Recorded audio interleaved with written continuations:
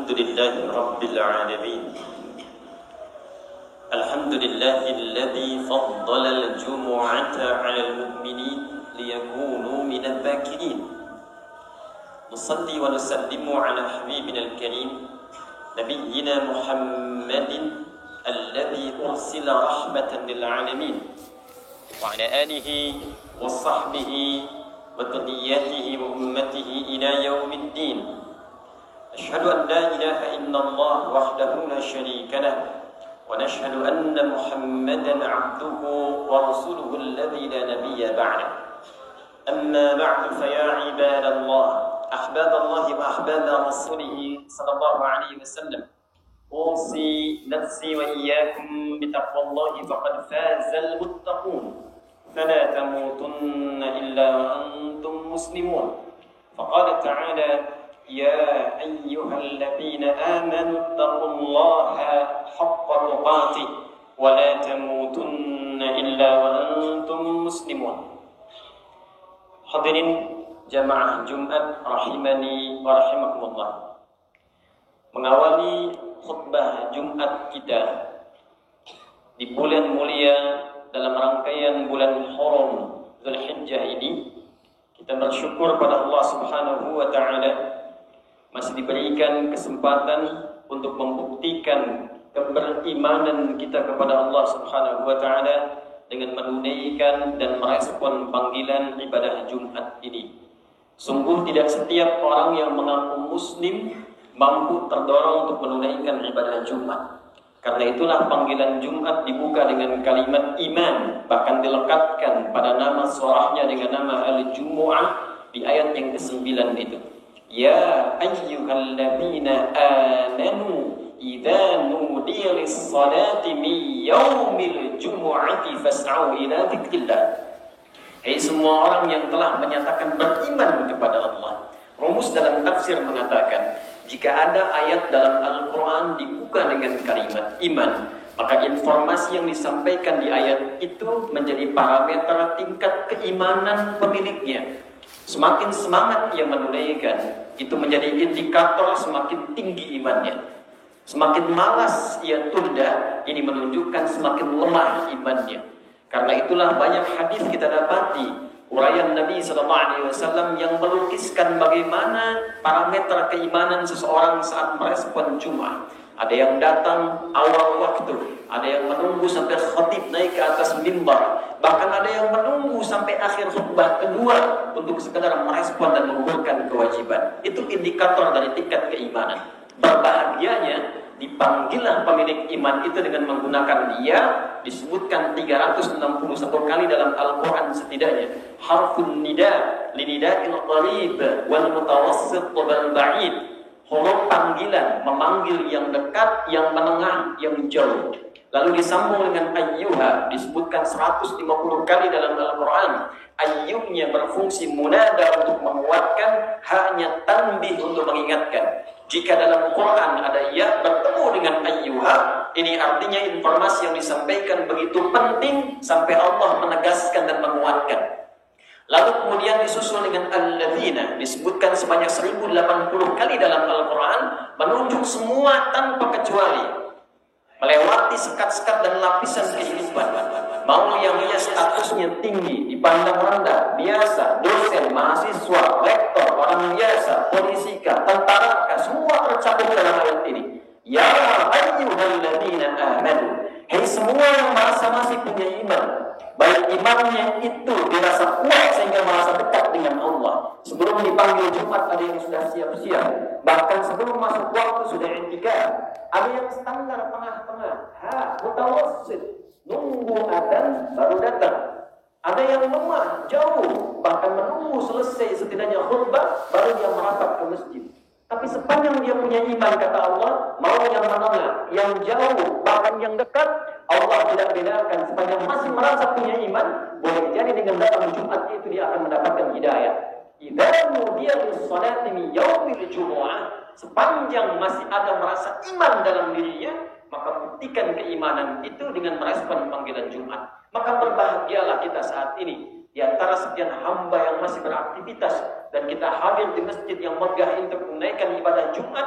Ini adalah kasih Allah yang ingin menunjukkan kepada kita bahwa kita masih punya iman sampai detik ini. Tinggal komitmen kita, apakah terus ingin menguatkan imannya, terus menambah kedekatannya, ataukah kemudian hanya sekedar formalitas, datang, duduk, dengan khutbah kadang mengantuk, bahkan sebagian tertidur, setelah itu sholat 2 rakaat dan pulang. Maka apa yang diinginkan dari Jumat itu? Maka inilah rahasia terpenting. Mengapa Nabi SAW senantiasa mewakafkan satu pesan penting yang mengiringi kalimat iman dalam panggilan Jumat, yaitu pesan-pesan takwa. Maka kemudian pesan itulah yang dilestarikan oleh setiap khatib Jumat di kesempatan Jumat. Bahkan sekarang dibuka oleh para asatidzah, kiai, habaib dalam memulai tausiah-tausiahnya untuk menyematkan pesan takwa, khususnya di Quran surah ketiga Al-Imran di ayat 102 itu. Ya ayyuhalladzina amanu taqullaha haqqa tuqatih wa la tamutunna illa wa antum muslimun. Hai semua yang menyatakan beriman kepada Allah, buktikan berimananmu dengan meningkatkan takwa kepada Allah dengan serius, dengan sungguh-sungguh, dan pastikan kau menjalani kehidupan dengan nyaman. Jangan sampai wafat kecuali menjadi pribadi yang tunduk patuh kepada Allah Subhanahu wa taala. Hadirin, apa sesungguhnya esensi takwa itu? Mengapa takwa begitu penting sampai diingatkan setidaknya sepekan dalam sekali? Apa manfaat takwa bagi kita dalam kehidupan di dunia ini sampai kita kembali kepada Allah? Itulah yang akan insya Allah menjadi pembahasan singkat dalam khutbah Jumat ini, yang diharapkan membangun kesadaran kita untuk menyadari betapa Allah peduli dengan kita, sampai dengan memperhatikan semua lapis kehidupan dan perilaku serta aktivitas kita, untuk memastikan bahwa kita bahagia dan sukses dalam menjalani kehidupan di dunia sampai berpulang kepada Allah Subhanahu wa taala. Hadirin rahimani wa rahimakumullah. Kata takwa dan derivasinya setidaknya disebutkan sebanyak 240 kali dalam Al-Quran.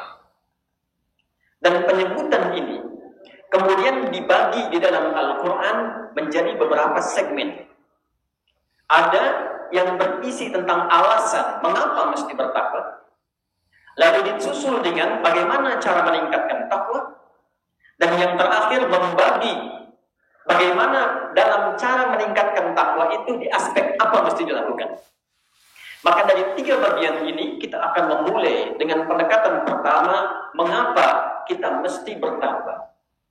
Hadirin, di dalam Al-Quran betapa banyak ditebarkan oleh Allah Subhanahu wa taala di berbagai macam surah dan ayat yang memberikan isyarat kuat, baik itu yang berkesan motivasi yang meyakinkan, penegasan yang menguatkan, atau petunjuk yang langsung mengarahkan, yang memberikan kesan bahwa kita tidak bisa berpaling dari sifat takwa ini.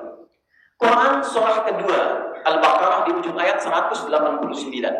Ketika ada hamba yang menginginkan kebahagiaan dalam hidupnya, di kampus belajarnya bahagia, mengajarnya bahagia, di rumah tangga bahagia, di kantor kerjanya bahagia, maka apa yang menjadikan seseorang bisa bahagia itu? Maka Allah berikan satu statement pamungkas yang sangat tegas.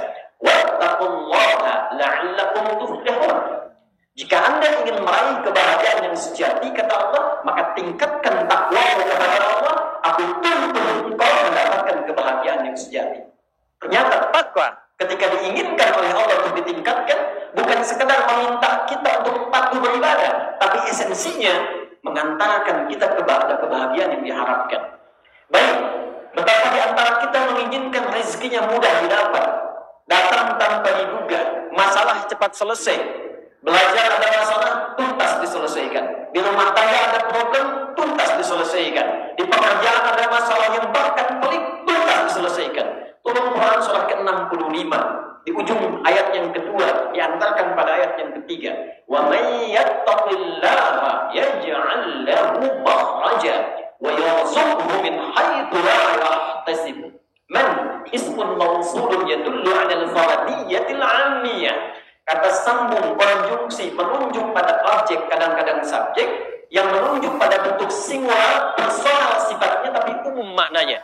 Artinya, siapapun Anda, laki-laki, perempuan, tua, muda, besar, kecil, sepanjang mampu meningkatkan takwanya kepada Allah, persoalan apapun yang Anda hadapi dalam kehidupan, aku berikan solusinya. Di situ tidak menggunakan alif lam, tapi bentuknya nakirah. Yaj'al lahu makhraja.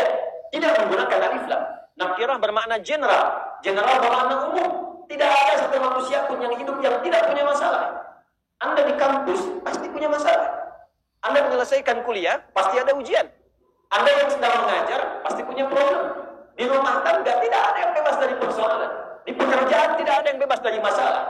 Allah yang memiliki kita, yang menguasai segalanya, memberikan satu jalan. Allah yang mencipta kita, yang tahu tentang kita, yang paham kehidupan kita, yang mengatur tentang kita. Kata Allah, jalan yang terbaik adalah ketika Anda mampu meningkatkan takwa, aku berikan solusi bahkan dari sisi yang tidak engkau duga. Bahkan perkara rezeki pun yang kadang pelik untuk dicari. Berangkat gelap, pulang gelap lagi. Kadang mendapatkan tidak sesuai apa yang diinginkan. Ketika Anda mampu meningkatkan takwa, kata Allah, wa yarzuqhu min haitsu la yahtasib. Bahkan yang tak terfikirkan pun aku kirimkan dari sisi yang tidak terduga. Jadi kalau ada orang yang punya masalah, padahal hartanya mungkin melimpah, kedudukannya tinggi, tapi masalah yang kecil bagi orang lain dia sulit selesaikan. Barangkali bukan kurang tinggi kedudukan, bukan kurang banyak harta, mungkin kurang takwa di hadapan Allah Subhanahu wa taala. Hadirin, bagi Anda sebagian yang mungkin tengah menempuh pendidikan, ada yang belajar, menuntut ilmu, menghafal, memahami. Tahukah shortcut, jalan cepat untuk mendapatkan bimbingan Allah yang alim? Bukankah kita menyadari Allah Maha mengetahui, pemilik semua bentuk keilmuan?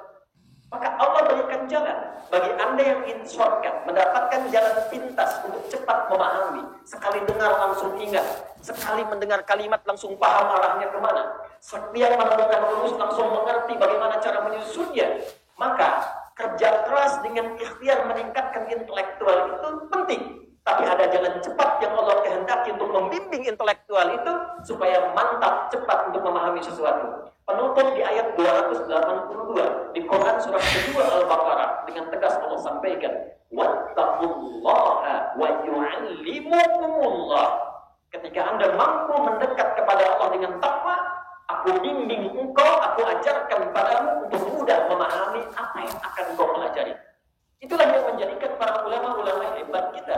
Kalau saya katakan ulama bukan hanya di bidang keislaman saja, tafsirkah, fiqhkah, hadithkah, usul fiqhkah, akidahkah.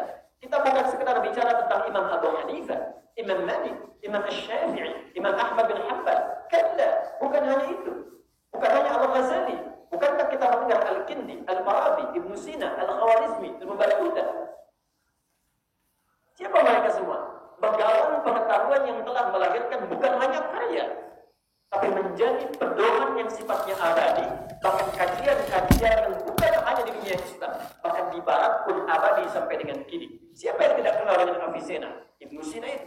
Siapa yang tidak paham dengan Ibnu Rushd? Averroes itu. Silahkan Anda cek bagaimana mereka tumbuh di usia-usia menjelang balik. Usia 8, 9, 10, sampai 12 tahun. Anda buka biografinya, tidak pernah orang tua mereka memulai mereka berpendidikan dan belajar kecuali didekatkan dengan Allah Subhanahu wa taala dengan nilai-nilai ketakwaan. Itu yang menjadikan seorang Ibnu Sina belajar kedokteran bisa mendapatkan pemahaman yang cepat, bahkan sebagiannya otodidak dengan mengembangkan nilai dan pengalaman yang telah ia dapatkan sebelumnya. Siapa yang membimbingnya? Wattaqullaha wa yu'allimukumullah. Hadirin, jadi kunci kebahagiaan itu takwa. Kunci kepintaran itu takwa. Kunci berkemajuan itu takwa. Kunci mendapatkan solusi itu takwa. Bahkan kunci mendapatkan rezeki yang membahagiakan itu takwa. Bukan sekedar banyak, tapi berkah. Anda dapat banyak, tidak berkah. Habisnya cepat, tidak dinikmati, menjadi beban. Untuk apa mendapatkan banyak harta kalau tidak bahagia? Tanyakan pada diri Anda memilih kaya tapi gelisah atau miskin tapi tenang? Semua pasti akan mengatakan kaya dan tenang. Karena dasar kehidupan yang pertama ketenangan. Mawaddah, harta melimpah, rahmah, kasih sayang, tidak ada faedahnya kalau nggak ada sakinah. Sakinah itu kebahagiaan yang dihasilkan dari ketenangan. Jadi ketika Islam menawarkan solusi, bukan sekedar kuantitas, tapi pun diiringi dengan kualitas yang paripurna. Pertanyaan berikutnya, Ya Allah, ya Rasulullah, bagaimana cara kami meningkatkan takwa kepada Allah untuk meraih apa yang dijanjikan tadi?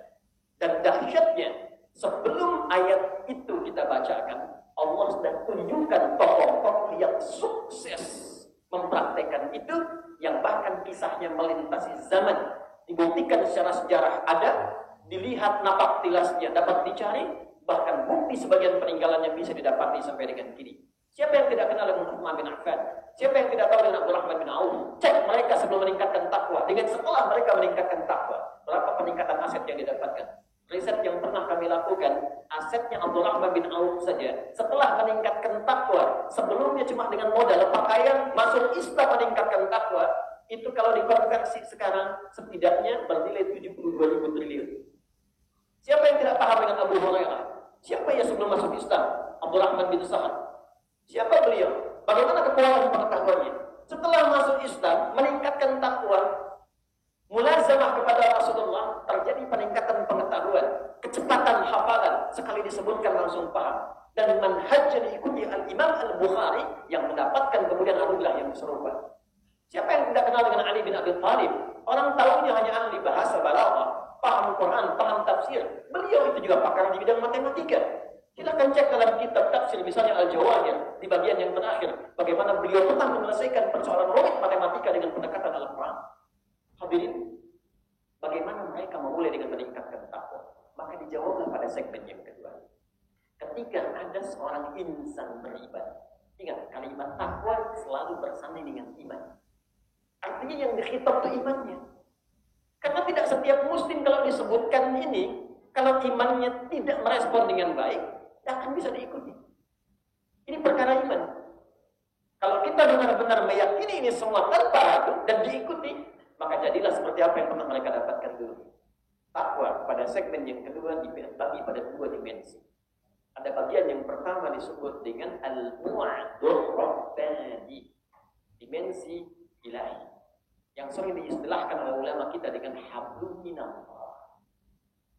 Jadi kalau kita temukan kata takwa di Quran pertama, kita akan dapati ternyata implementasinya adalah membangun konektivitas yang baik dengan Allah.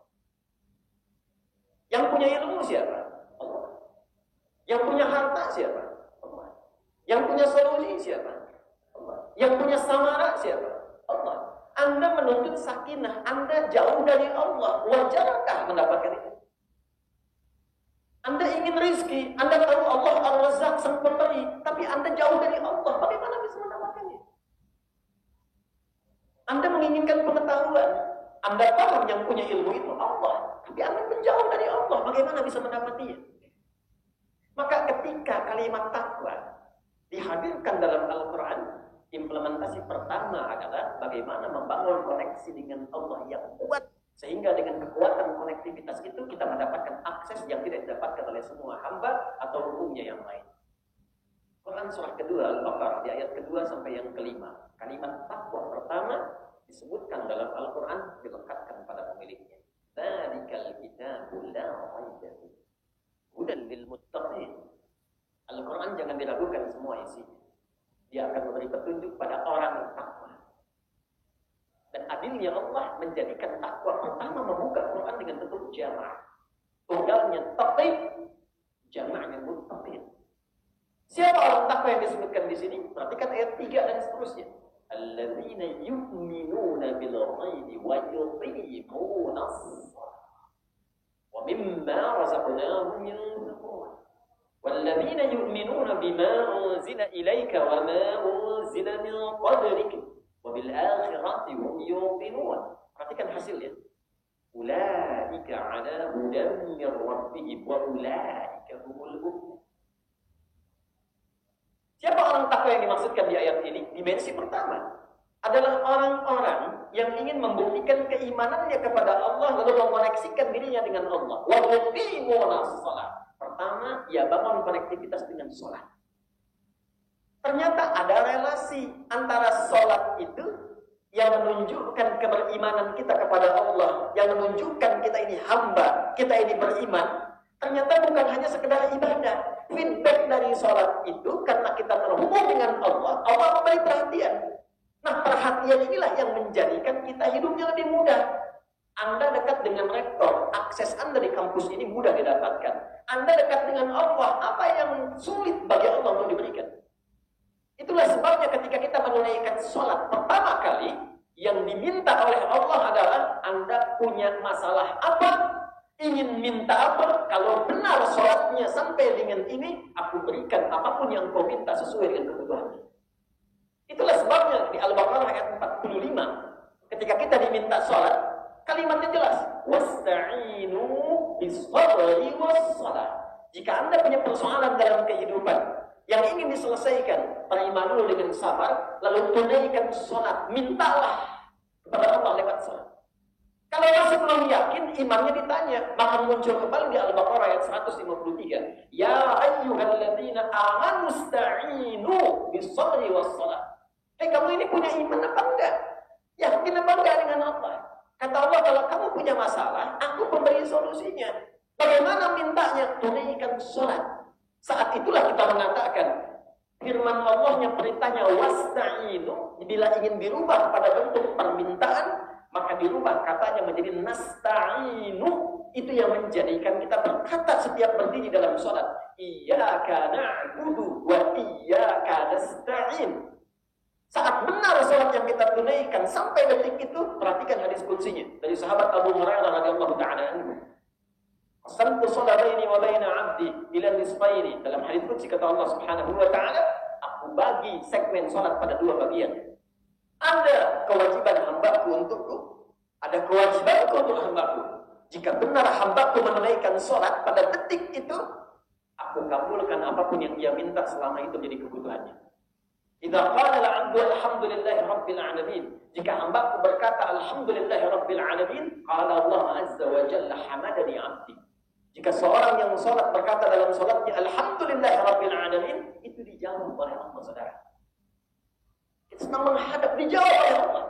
Karena itu kita belajar bacaan yang benar supaya enggak malu menghadap pimpinan di tata-tata kalimat, menghadap Allah kok bacaan berantakan. Tapi mintanya banyak. Itu sebab yang menjadikan kita terlatih, pakai pakaian yang bagus, menghadap, minta, dijawab. Hamba sedang memuji. Idza qala al-'abdu ar-rahman ar-rahim, qala Allah azza wa jalla asna 'alayya 'abdi.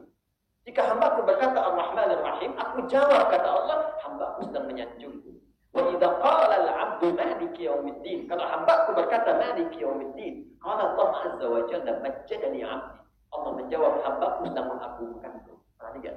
Wa idza qala al-'abdu iyyaka na'budu wa iyyaka nasta'in. Kalau hambaku berkata, ya Allah, aku beriman dan aku buktikan keberimananku kepadamu dengan menyembahmu saat ini. Dan aku sedang menyembah. Dan kau maha tahu dengan masalahku. Aku mohon solusi darimu. Dijawablah Allah azza wa jalla. Allah menjawab, hada baini wa baina 'abdi wa li 'abdi ma sa'al. Ini perjanjianku dengan hambaku. Kalau hambaku benar sholatnya sampai detik kalimat itu, aku kabulkan apapun yang dia butuhkan. Ini yang menjadikan semua nabi dan rasul itu, mereka pun sholat. Kalau sedang ada hajat, mereka sholat. Nabi Zakaria itu divonis fisiknya sudah sepuh, letih, rambut memutih. Istri divonis secara medis monopos dan maaf mandul. Secara medis nggak mungkin, secara klinis mustahil. Apa yang beliau lakukan? Bangun menunaikan sholat. Quran surah ketiga, Ali Imran ayat 38 sampai 39. Saat berdiri dalam sholat itulah minta kepada Allah. Hunalika da'a Zakaria rabbah. Qala rabbi habli min ladunka dzurriyyatan thayyibah innaka sami'ud du'a. Beliau berkata, ya Allah, semua memvonis aku tak mungkin punya keturunan. Maka aku abaikan mereka, aku mohon padamu yang tidak punya pernah batas dalam pemberian. Kalau ada orang mengatakan kepada Anda, mustahil kamu dapat itu, gak akan bisa begitu. Itu tanda pertama dari Allah, abaikan semua pandangan itu, beralihlah kepada Allah karena Allah ingin memberi tanpa campur tangan. Maka apa jawabannya? Fanadatul malaikatu huwa qa'imun yusalli fil mi'rab. Dijawab turun malaikat, engkau akan punya keturunan, namanya langsung dari Allah, Yahya, yang mustahil menurut manusia. Ada bayi yang lahir dari rahim perempuan yang merebus dan mandul hidup, kata Allah tidak ada yang mustahil jadi dan hidup dia. Kapan terjadi? Qa'imun yusalli fil mi'rab. Ini yang menjadikan Nabi Musa sholat, perang surah ke-20 ayat 14. Itu yang menjadikan Nabi Isa sholat. Quran surah 19 ayat 31 sampai 33. Itu yang menjadikan Nabi Ismail memerintahkan semua keluarganya sholat. Wa kana ya'muru ahlahu bis sholat. Quran surah ke-19 ayat 55. Semua Nabi Rasul sholat. Al-Kindi, Al-Farabi, Al-Ghazali, Ibnu Sina, Al-Khawarizmi, Ibnu Rushd. Apa yang mereka lakukan? Orang tuanya itu cuma ngasih dua. Dari sejak kecil, sholatnya benar. Hafal Quran, baca Quran. Riset membuktikan, seorang peneliti dokter berketurunan Maroko, tinggal di London saat ini di Inggris, meneliti orang yang mampu hafal Quran dengan cara yang benar, maka meningkat kecerdasannya 3 kali lipat dari orang biasa. Sekarang di Sydney, kalau ada sekolah Islam, tidak ada program Qurannya, itu sekolahnya kalah. Di Amerika sekarang, itu rata-rata orang Islam sekarang mengejar untuk bisa menghafal Quran. Sekarang mereka berlomba menciptakan harus dan mereka belajar dari sejarah sebelumnya. Silahkan cek bagaimana Ibnu Sina bangun malam menemukan ide-ide brilian. Siapa itu Durus? Siapa itu Al-Khawarizmi? Siapa Jabir bin Hayyan yang menemukan atom dari sudut pandang besi? Ferro. Bahkan saat mengkaji surat Al-Hadid. Siapa itu Divirnas yang mendapatkan inspirasi dari surat Al-Mulk kemudian membuat prototipe pesawat terbang? Kita butuh orang-orang seperti mereka di era ini. Anda pengen lulus, IPK pengen paling bagus, sholat masih terlambat, tahajud gak pernah bangun, baca Quran bahkan belum bisa punya waktu, pengen tingkat paling tinggi, dan pengen dikabul oleh Allah. Di mana logikanya? Dan Anda mengaku beriman. Pengen masalah selesai, tapi jauh dari Allah. Pengen rezeki dimudahkan, tapi jauh dari Allah. Ayat ada, contoh jelas, di hadapan mata, kisah diperdengarkan. Belum yakin juga dengan cara apa lagi diberikan keyakinan. Itulah sebabnya tiap pekan kita dipanggil dalam Jumat. Cek takwaku. Mungkin kesulitannya bukan karena belum pintar, belum takwa. Mungkin dengan Allah ada yang belum selesai urusannya. Ini menjadikan tiap pekan kita datang menghadap kepada Allah dan mengingatkan dan mengevaluasi kalau pekan mungkin ini yang belum selesai, yang butuh untuk direnungkan dalam Jumat itu. Barakallahu fil Qur'anil azim wa nafa'ani wa iyyakum bima fihi minal ayati wa dzikril hakim. Rabbana wa minkum tilawatahu innahu huwas samiul alim. Qul Allah yastajib lana jami'an.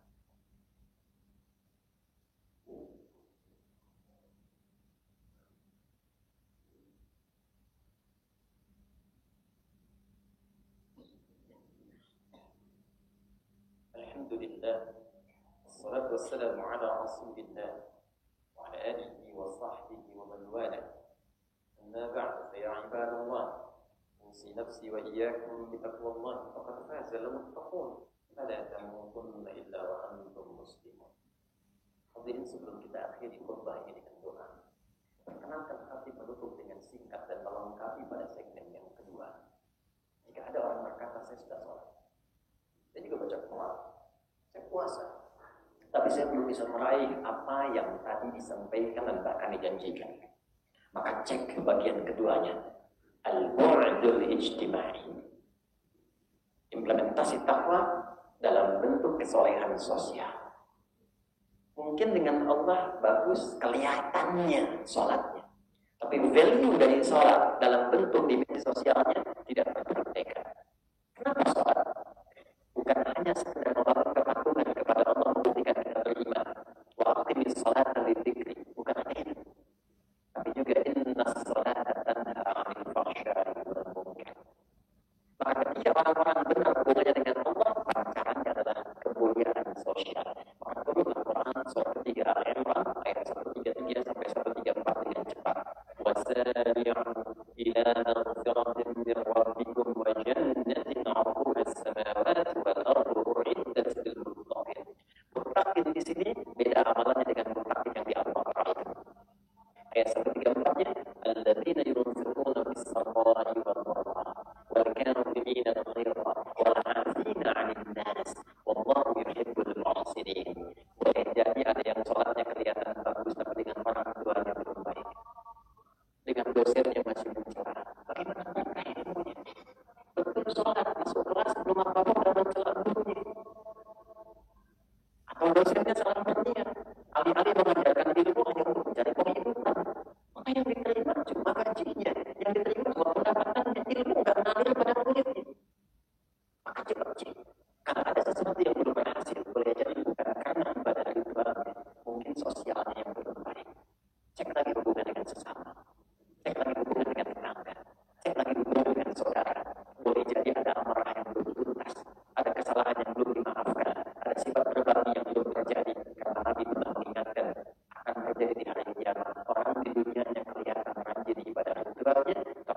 bangkrut karena buruk ibadah sosial. Secara singkat, ada dan muflis kata Nabi, tahukah kalian orang bangkrut itu? Qalu ya Rasulullah, ya muflisu fina kana bil ghamanah wa an-najah. Ya Rasulullah, orang bangkrut menurut kami adalah orang yang sudah tidak punya aset sedikit pun, tak punya uang sebesar pun. Secara ekonomi, teorinya benar. Tapi yang Nabi maksudkan bukan itu. Al-muflisu min ummati, orang bangkrut dari umatku itu. Tolong highlight ini. Nabi tidak mengatakan umatnya Musa, umatnya Isa, tapi ada yang mengaku umatnya Rasulullah. Mengaku umatnya mengikuti sunnah Nabi, tapi ternyata bangkrut di akhirat. Ya'ti yawmal qiyamati bi shalatin wa siyamin wa zakatin. Orang yang rajin sholat, rajin puasa, kelihatannya bahkan mungkin rajin ikut pengajian dan sebagainya, bahkan dibawa nilai Quran, dibawa sunnah, Quran, sunnah dan sebagainya. Tapi ternyata yang terjadi banyak dipersyaratan ada. Kok perilakunya senang mencela orang? Kok ada yang menuduh orang? Kok berada senang berselisih, senang bertengkar, senang pasang status yang saling mencela, senang bikin hoax. Ucapnya wasafah kada berada, maka ada yang melupakan darah dan menyebut nama Allah di dalam nama Allah berjahit darah. Allah berpengkas, Allah bersakiti ini, sakiti itu dengan persepsinya saja. Maka itu suatu hal berhasanati, pahala berhasanati. Kalau ada orang sholat masih mencela orang lain, diambil pahala sholatnya diberikan pada yang dicela itu. Ada orang pulang haji bisa na'udzubillah, kita doakan semuanya makbul. Tapi ketika pulang tiba dan menuduh orang lain, maka diambil pahala hajinya diberikan kepada yang dituduh itu. Wa intaniyah hasanatuhu, kalau habis kebaikannya tersisa keburukannya, pernah fitnah orang misalnya, maka ditimpakanlah keburukan ini kepada orang itu, fatuliha finnar, maka bangkrut dia karena tak punya amal lagi, dilemparkan ke dalam neraka untuk menyuci bagian dari dosa-dosanya. Karena itu, kalau ada sebagian mahasiswa di sini yang boleh jadi menemukan kesulitan dalam mengakses, memahami, meneliti pengetahuan, cek dua hal ini. Dekati Allah atau cek hubungan dengan sekitar, dengan orang tua. Jangan pernah menyanyiakan mereka. Ibumu itu berdoa setiap malam supaya Anda sukses. Bapakmu mencari sesuatu dengan penuh keringatnya supaya Anda itu sukses. Janganlah khianati, katakan yang benar-benar. Jangan minta berlebihan, kurangi beban mereka. Siapkan mental kita yang baik. Demi Allah saya katakan, kalau Anda niatkan belajar untuk membahagiakan orang tua dan beribadah kepada Allah, Allah kirimkan rezeki berlipat yang tidak pernah Anda duga, yang mengantarkan pada kesuksesan yang tidak pernah bahkan direncanakan. Hadirin sekalian, itulah yang menyadarkan kita pulang dari sini, pulanglah ke rumah. Coba cek sekitar, perbaiki hubungan dengan keluarga, dengan istri, dengan anak-anak. Taatilah Allah, karena pada hakikatnya kita semua akan meninggalkan kehidupan ini dan kembali kepada Allah mendapatkan kehidupan yang sejati. Jangan merasa di dunia bangga, hebat, megah rumahnya, mewah kendaraannya, hebat statusnya. Anda kalau sudah masuk ke alam kubur, harapannya cuma satu, al-marhum, yang disayang, pengen disayang, tapi nggak pernah mendekat pada yang penyayang. Maka mari kita evaluasi diri dengan berdoa. Mudah-mudahan doa kita dikabulkan oleh Allah Subhanahu wa taala yang mengantarkan pada diri kita perubahan terbaik untuk menata lebih baik pada hari-hari berikutnya.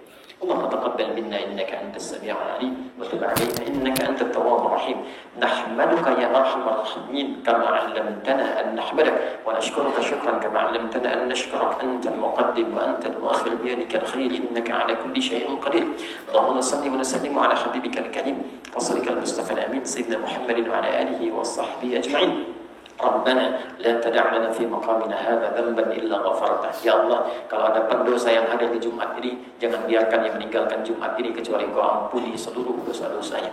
Wala hamman illa farajtah. Jika yang ada yang hadir di Jumat ini sedang merasakan kegelisahan, jangan biarkan yang meninggalkan Jumat ini kecuali Engkau telah tenangkan keadaan hatinya. Allahumma wala daina illa qadaitah. Jika ada yang hadir di antara kami yang Jumat ini sedang terlilit oleh hutang piutang apapun bentuknya, ya Allah, dengan keikhlasan yang menunaikan Jumat, limpahkan rezeki kepadanya setidaknya untuk menutup dan melunasi seluruh hutang-hutangnya.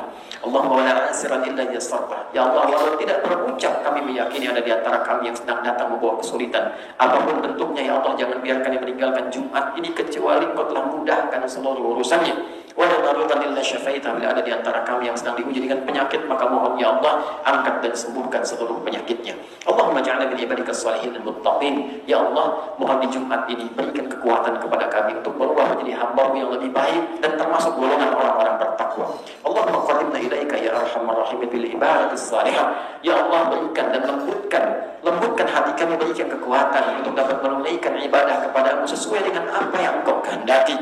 Allahumma ja'alna min ibadikal muhsinin. Allahumma ja'alna min ibadikal muhsinin linnasi ajma'in. Ya Allah, berikan kami kemampuan untuk berakhlak mulia dengan orang-orang sekitaran kami, dengan lingkungan sekitaran kami untuk mendapatkan ridha dan cinta-Mu ya Arhamar Rahimin. Allahumma khfid biladana waj'al biladana Indonesia baldatan thayyibatan tardaha. Ya Allah, mohon jaga negeri kami Indonesia, jauhkan dari perpecahan, satukan dalam kebaikan ya Allah, menjadi negeri yang makmur yang Engkau ridhai. Bimbing para pemimpin kami ya Allah, berikan mereka bimbingan dan taufik untuk dapat bersikap adil, meringankan hisab mereka di hari kiamat kelak. Wahfadh ulama'ana waj'alhum mukhlashina lakad-din, dan mohon jaga ulama kami ya Allah agar ikhlas dalam berdakwah, menyatukan umat, mencerahkan umat, mendamaikan kehidupan kami ya Arhamar Rahimin. Allahumma barik ya Allah hadzal makan, hadzal jami' Arhamar Rahim, waj'alha ya Allah minal mukarramin ahlah. Ya Allah, berkahi tempat ini, berkahi kampus ini, berkahi masjid ini. Jadikan orang-orang yang mengajar di dalamnya ikhlas ya Allah sehingga mengalir ilmunya dengan baik. Jadikan orang-orang yang belajar di dalamnya ikhlas belajar ya Allah sehingga menjadi penuntut ilmu yang baik. Dan jadikan ya Allah mereka sebagai orang-orang yang terbaik di masa depan, menginspirasi dalam kebaikan, yang menampilkan nilai-nilai keislaman sehingga mendapatkan rahmat lil alamin. Rabbana atina fid dunya hasanah wa fil akhirati hasanah wa qina adzaban nar. Wa sallallahu ala sayyidina Muhammad wa ala alihi wa sahbihi ajma'in. Wa akhiru da'wana subhanakallahumma wa bihamdika asyhadu an la ilaha illa anta nastaghfiruka wa natubu ilaik. Walhamdulillahi rabbil alamin.